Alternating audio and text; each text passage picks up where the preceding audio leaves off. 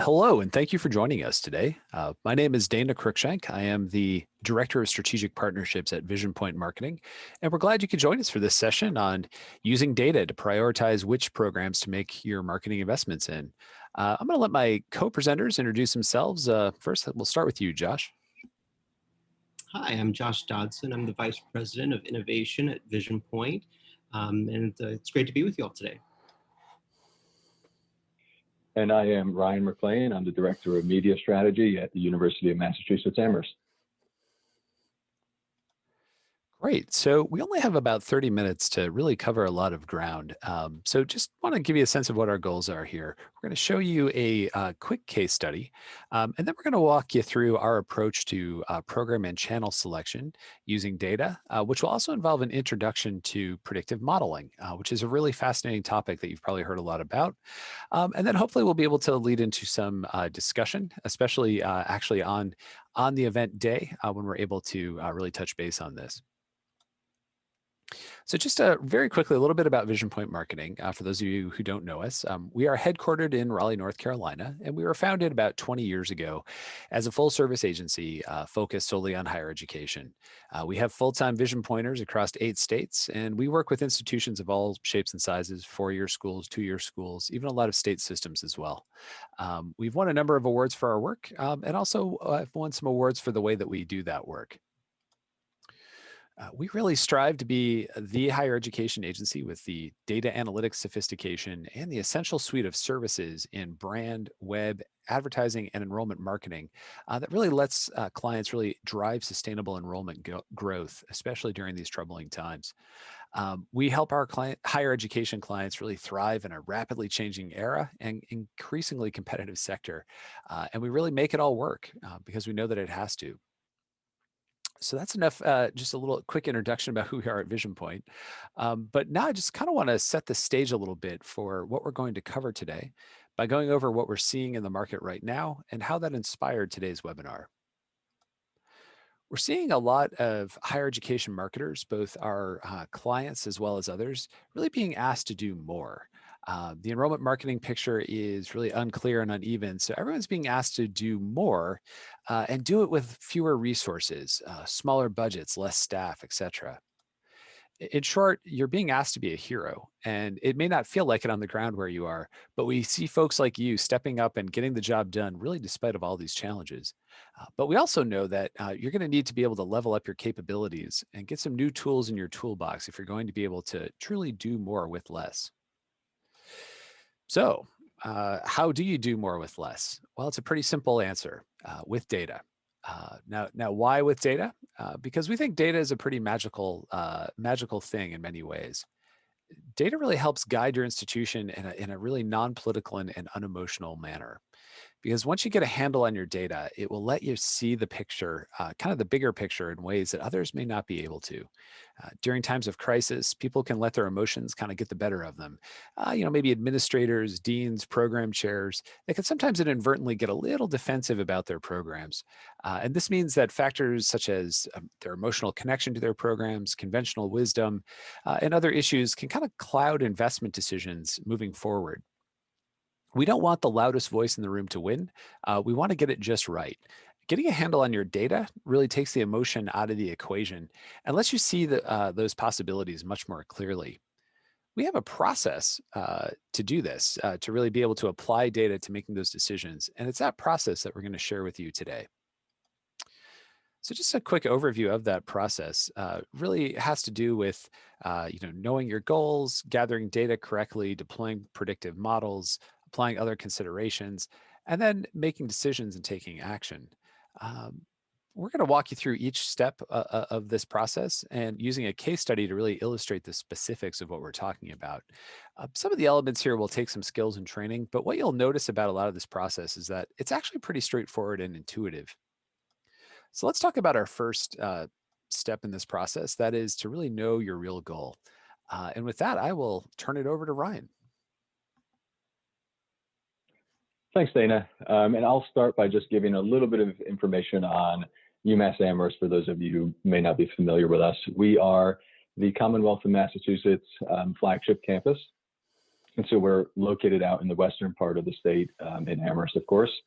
And through our University Without Walls, we offer academic programs for folks who are looking for online or in person, whether they're undergraduate level, graduate level.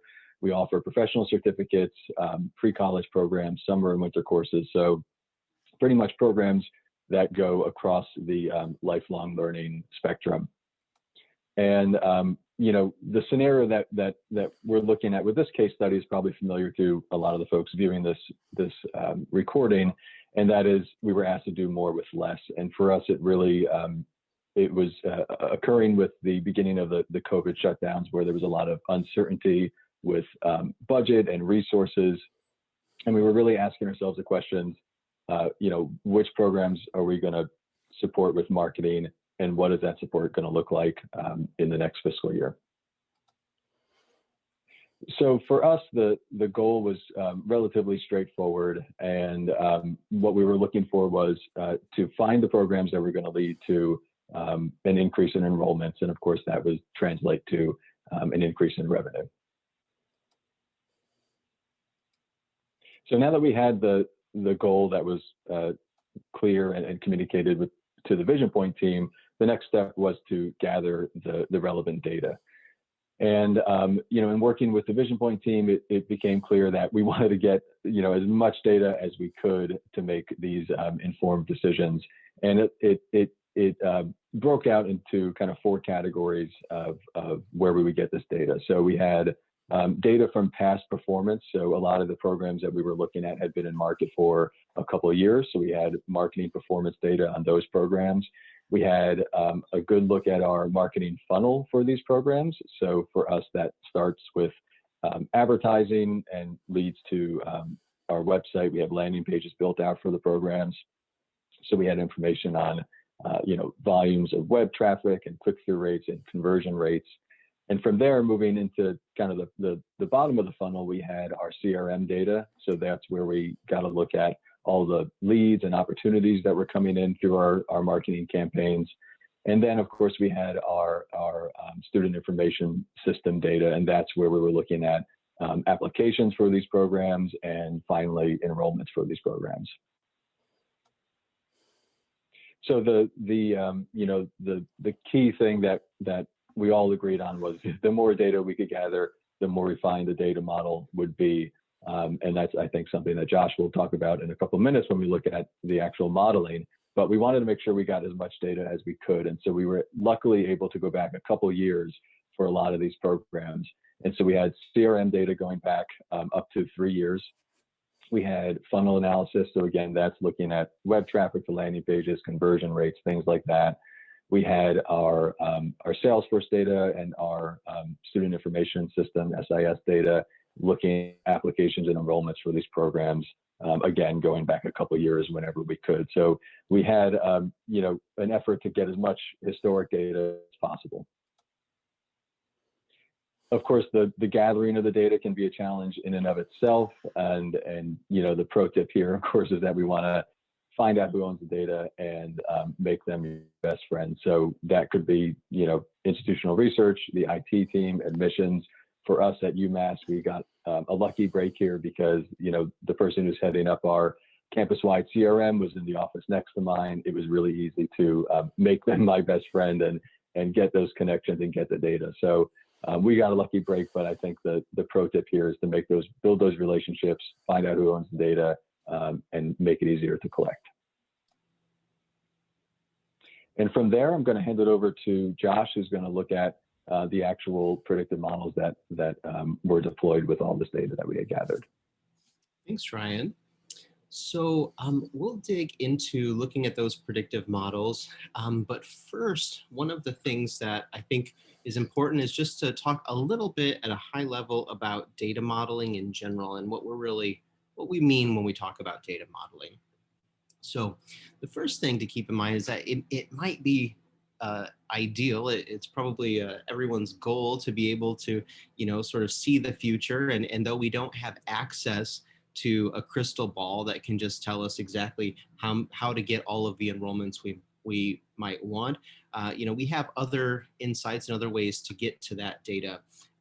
Again, we might think, it could be as easy as controlling other people by psychic force. If only that were the case, if we could, have everyone just inquire and apply.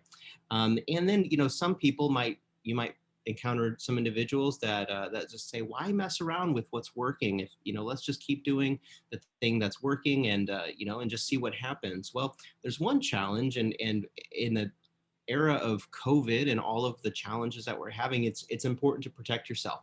Make sure that you're accounting for all of the different considerations, because there's a lot of uncertainties. And so the more you can use data to refine your approach and understanding of what's happening, the better.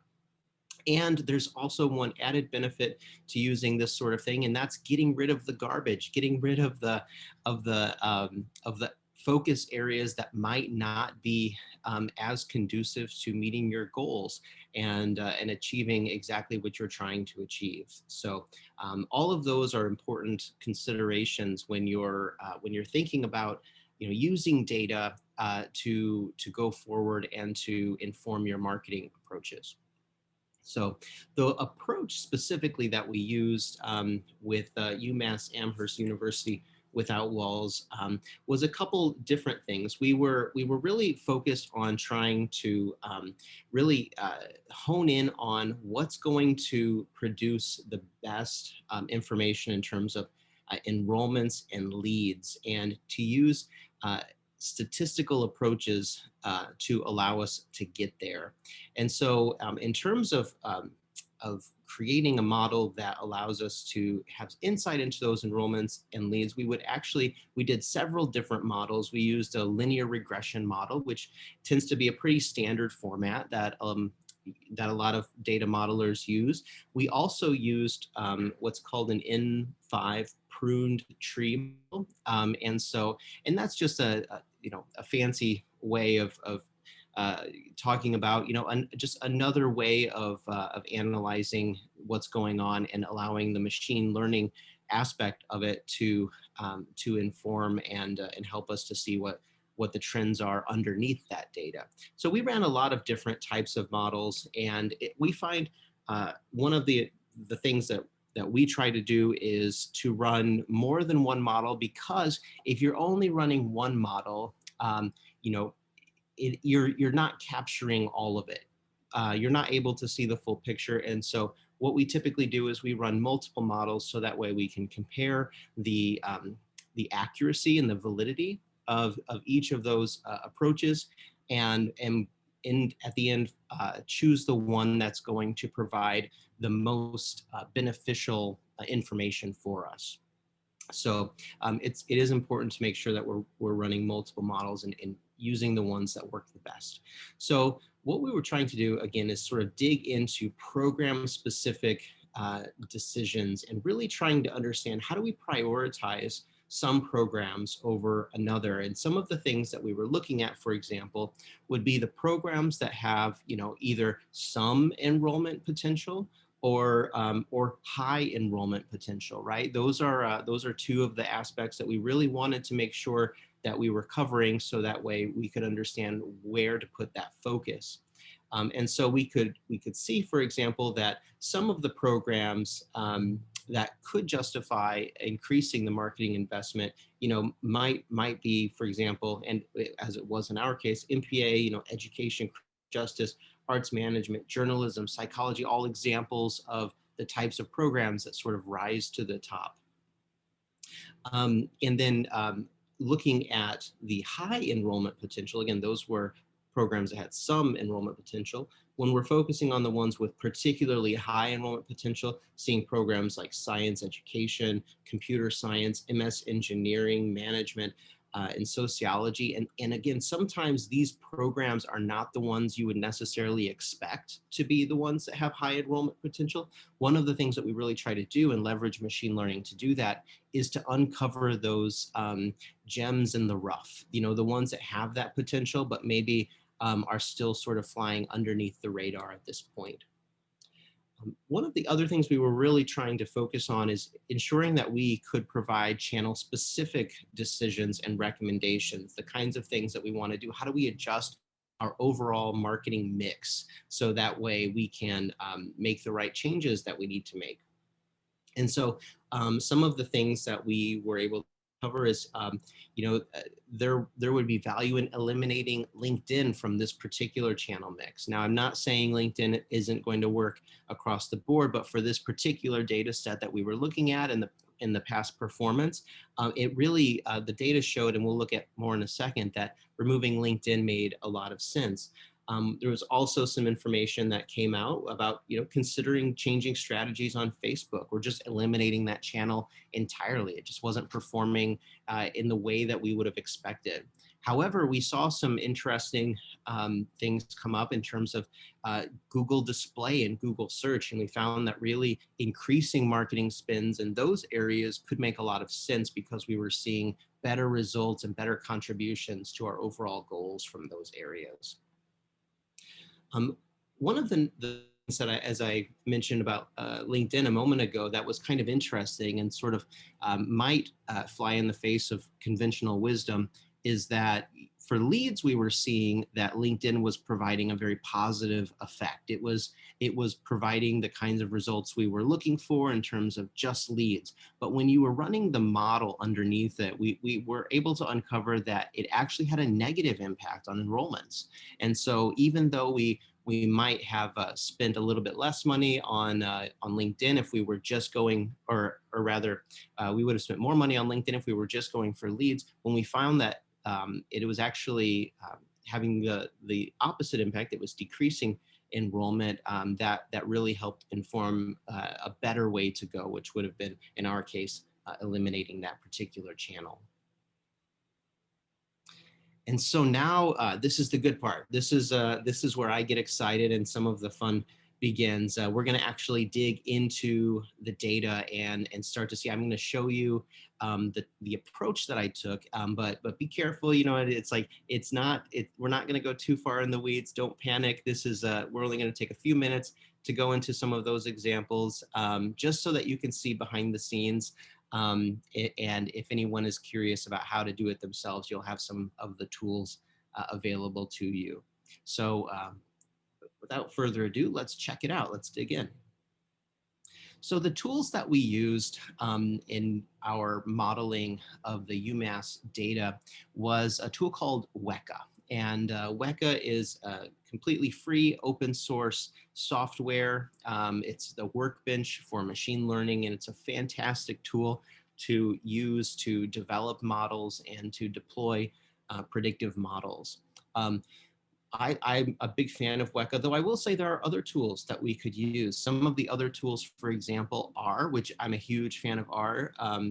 Some of you may have heard me talk in other presentations about R. I'm a huge fan, love it, definitely recommend it. There are some others such as TensorFlow and Python. All of these tools are able to do predictive modeling, machine learning as well. So the first thing that we want to do is we took the information and here we have the programs as well as some specific information about individual channel spends. Now, this isn't the exact data that we use with the UMass, but this is a very similar example of the types of modeling that we did. And so looking at the programs and all of that spend data, we pulled all of that into Weka. And I like to use the Explorer mode, at least initially. So after pulling that in, we can then take a look and see what it's actually showing us and make sure that the data is right and looking good. First thing that we're going to do is there on the kind of bottom left section, if you will, look at some of the different attributes and ensure that those attributes are the right ones that we want to use. We don't want to have anything extra, and if we happen to have extra ones, we'll get rid of it. We can look at the selected attributes, in this case program, to see, is this lining up? It'll also give you information around things like count how many of the program A, for example, are in the data set and so forth. Once we've ensured that the data is right and that it's looking good, we can go ahead and go over to the Classify tab. And then the first thing we're going to want to do is to choose our classifier. And I will say that there are a lot of different classifier options within Weka. You can use tons of different models. And again, it makes it super easy to run multiple models that way and just kind of start to see what that data looks like. Once you've started running the models, you can actually see they show up in this this list here. And right above where it's highlighted at the moment, you see enrollments, where that was what was selected as our target, what we were trying to influence. In this model, we're trying to see what's contributing to enrollments. And here we're looking at the linear regression example.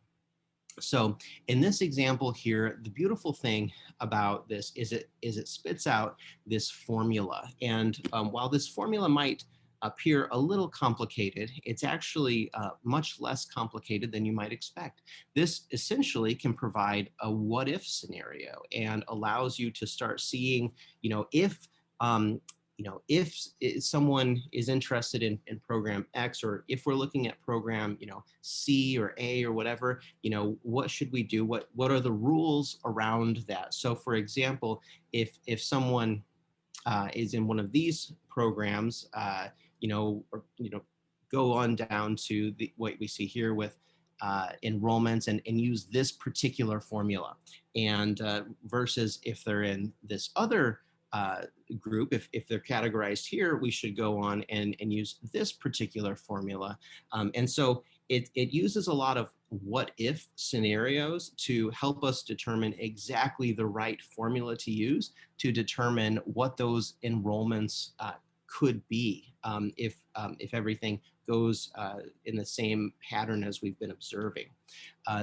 It's really helpful too that at the bottom here you can see some information around the different what's the correlation coefficient, how accurate, how valid is this model? Is this model really accounting for everything that we are trying to describe and understand about the data, or is it really not? And again, that's, you can see here another example, here the correlation coefficient, 0.85, right? That's pretty good. And if we go back to the next one, we can compare this to a tree model.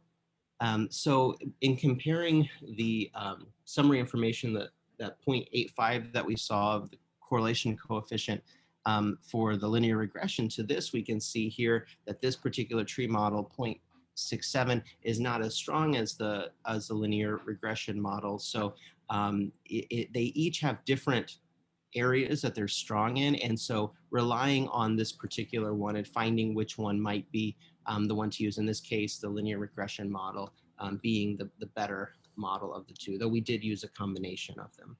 So, so it is helpful to compare and contrast multiple models to make sure you understand where you're wanting to go. And with all of that in mind, taking all of that information, you're able to go back and say, look, I'm not just making recommendations on what I think is going to maybe do something, but rather the data is indicating that if we make changes X, Y, and Z, there's a really good chance that we're going to see better results and get closer and closer to our goals. So you've got some muscles there, and you're able hopefully to use those and start exploring your own models. And I'm going to go ahead and pass it over to Ryan. Thanks, Josh. And I will talk about our fourth step in the process, which is applying other considerations. And so here, of course, the data and the predictive modeling doesn't exist in a vacuum. And so we have to weigh that against some of the other considerations that are out there. And of course, when you're talking about advertising these programs, one of those considerations is, what's the capacity for nurturing the leads that are coming in from prospective students who are interested about the program? Is there somebody there to answer the phone? Should one of them pick it up and try to find more information about the program? Is somebody responding to emails? What's the capacity of the program for new students? Are there actually seats available for students who want to enroll or apply and enroll for a specific session? We're also looking at revenue potential and return on investment. So, are there programs that are laddering up to degrees or a master's degree? Is it a certificate that is, you get the certificate and then you leave and you don't come back, right? So the difference there is a difference in potential revenue, and that could be a pretty great consideration when you're looking at what programs to support. And then of course you have the broader strategic consideration. So, what's your business goal that your marketing is serving, and is that goal served by supporting the program this way, or alternately serving the program that way? And so for us with UWW, we knew we had some of these considerations that we had to weigh. We knew that we had programs that had different levels of lead nurture capabilities. We knew some of them were kind of new to the lead nurturing system, and we knew that some just didn't have the resources, and we knew alternately that some were ready to handle an influx of interested students. We also knew that some of the popular programs were already at capacity, and so putting advertising dollars behind a program that was at capacity didn't make a lot of sense, even if it was predicted to increase the volume of leads. And of course, a couple of programs had kind of hard limits that would prevent them from achieving the economy of scale. So for instance, we have a teacher training program, an accelerated master's program for teachers that places students in schools in the Springfield area.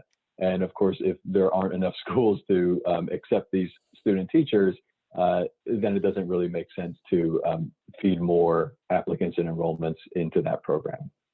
So we had a couple of different considerations there that we had to weigh against the data that was coming out from the modeling.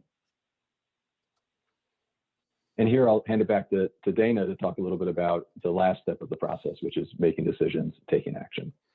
Great, thank you. Well, thanks, Ryan. I know we have covered quite a bit of ground here. So just really quickly on this kind of final step in the process. Now, what do we mean by making decisions and taking action?